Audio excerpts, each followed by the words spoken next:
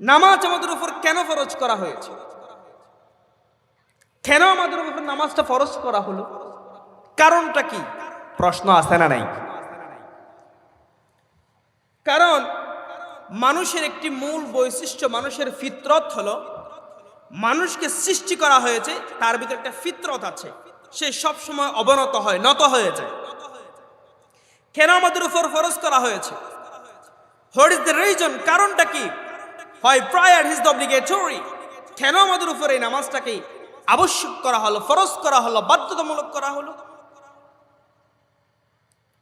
আল্লাহ পাক রব্বুল আলামিন মানুষকে তৈরি করেছেন এমন একটি পদ্ধতিতে, এমন একটা সিস্টেমে।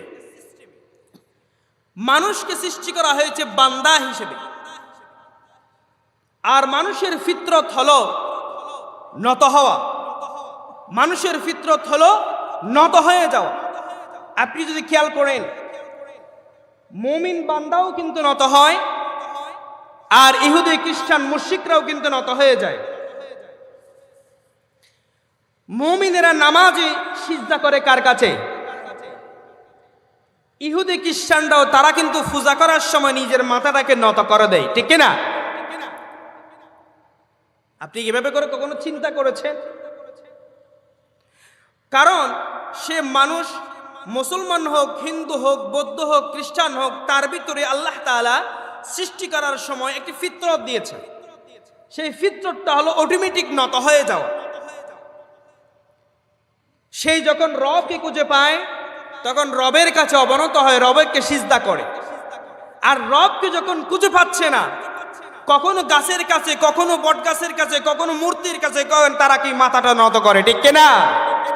মূলত তারা তাদের রবটাকে খুঁজে পাচ্ছেন।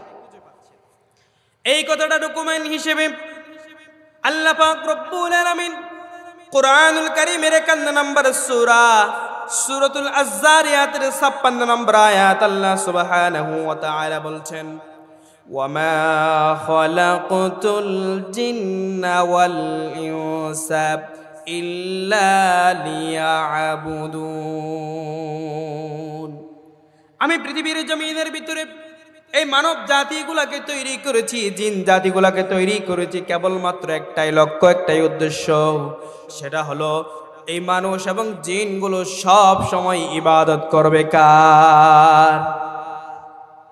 ইল্লা লিয়াবুদুন, একমাত্র সেই রবের ইবাদত করতে হবে, রবের কাছে ফিরে যেতে হবে, রবের কাছে সারেন্ডার করতে হবে, রবের কাছে আত্মসমর্পণ করতে হবে।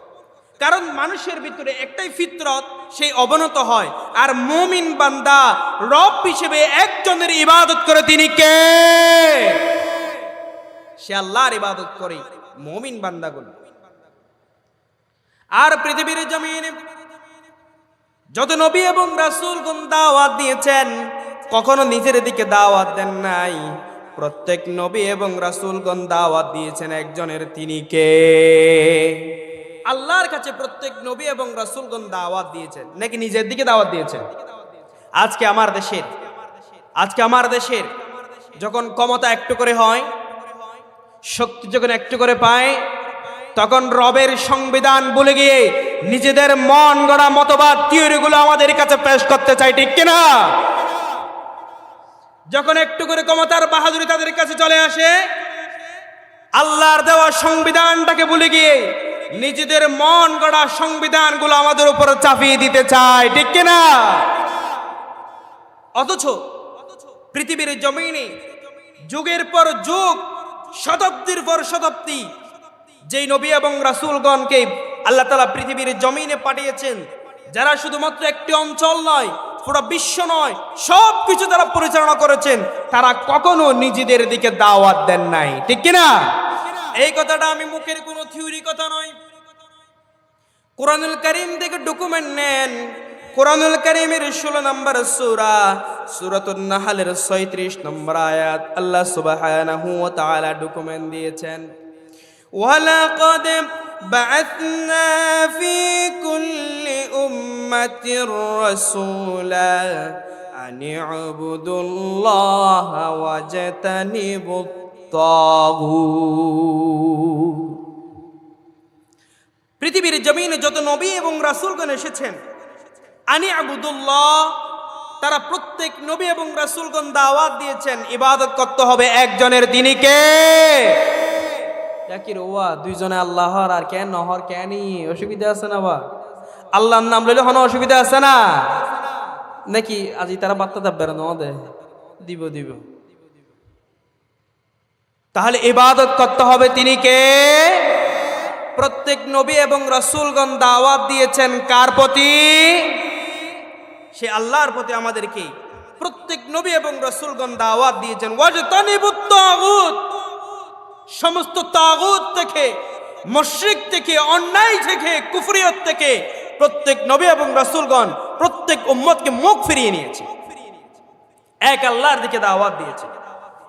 সুতরাং ওমা খালাকতুল জিন্না ওয়াল ইনসা ইল্লা লিয়াবুদুন, এই যে মানুষের মূল বৈশিষ্ট্য, মূল উদ্দেশ্যটা হচ্ছে ইবাদত করতে হবে একজনের, তিনি কে? আসুন